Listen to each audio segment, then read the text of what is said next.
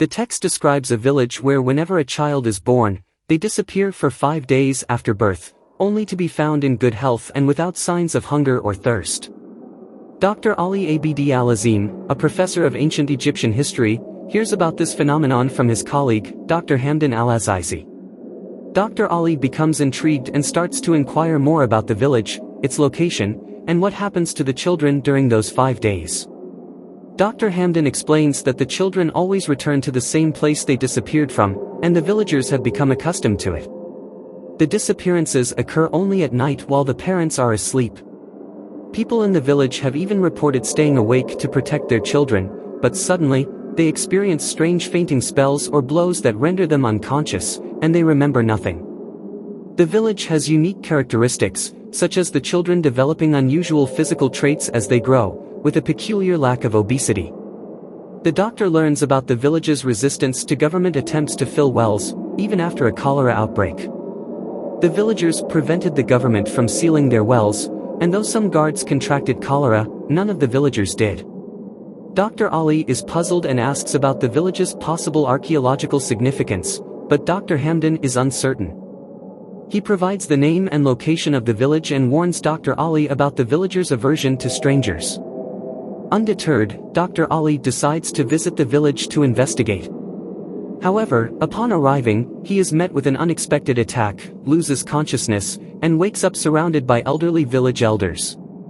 They question him about his presence, and he explains that he is a university professor interested in understanding the unique phenomenon of child disappearances in their village.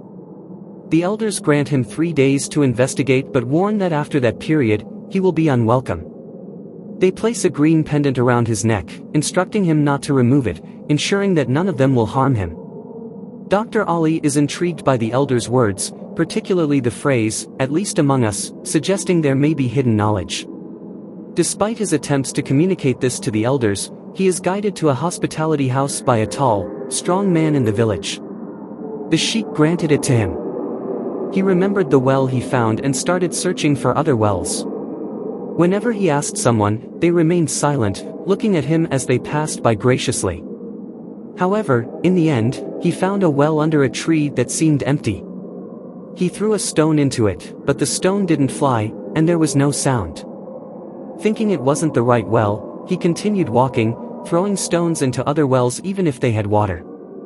Failing to find the right one, he entered a house as night fell, documenting his findings. While exploring the house, he discovered a concealed well under a mat and wooden planks. Suspecting it might hide something, he removed the covering and found an empty well. Curious, he lit a lamp and illuminated its interior, revealing a staircase leading downward. Eager to explore, he descended but forgot to bring the pendant. As he reached the bottom, he encountered unexpected sights. Dr. Ali found himself in underground streets and branching entrances, as if carved into rocks or constructed with strange and marvelous technology. He followed one, sketching the passages. Suddenly, he entered a large hall illuminated by glowing rocks, adorned with peculiar drawings resembling ancient Egyptian art. Then he glimpsed the elder who spoke to him before, sitting on a seat against the wall. Dr. Ali approached him, but he was alone. The sheikh explained. "You seem thirsty for knowledge about our hidden secret, guarded for centuries. I knew you wouldn't betray us, so I sent you to the house containing one of the entrances to our underground city. This city, inherited from our ancestors, is the source of our strength, with flowing water from the earth's depths and unpolluted air. There's even a hospital with walls emitting beneficial radiations, eliminating diseases completely. We have a special room for children, where they gain unparalleled immunity. They are cared for and nourished for 5 days, then returned to their mothers. No stranger has entered this city before you, and we spread myths to deter people from approaching. We have never disclosed our secrets, but now you know a lot about us. Our secret should die with you.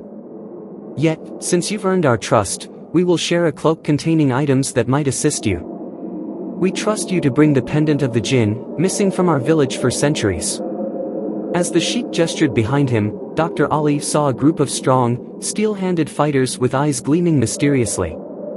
The sheikh held Dr. Ali's face and said, "I told you to wear the pendant for protection, but unfortunately, this pendant is fake. The real Jinn pendant is in a place no one has reached. However, we possess a cloak with items that might help you, as we trust you to retrieve the Jinn pendant missing from our village for centuries.